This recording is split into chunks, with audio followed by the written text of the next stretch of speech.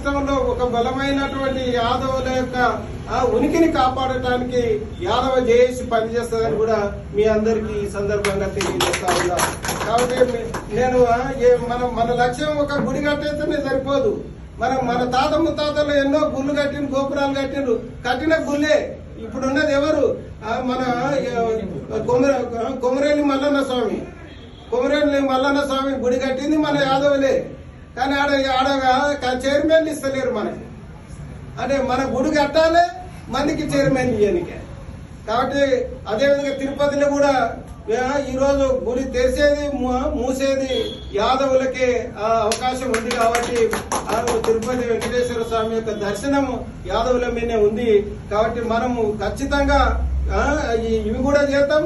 మీరు ప్రభుత్వంలో ఓటేసి వస్తే మీరే అధికారంలోకి వస్తారు. ఒక్క ఎంపీ గెలిచినంటే ఈ రోజు 50 లక్షల కోటి రూపాయలు పెట్టి భవనాలు కడతా ఉండరు.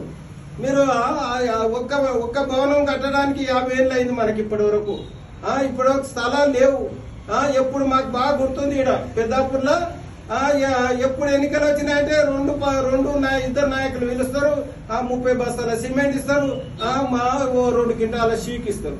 అట్లా 10 ఎన్నికలు జరిగినా కూడా ఇంకా లెంటిల్ వరకే ఉంది భవనం. అంటే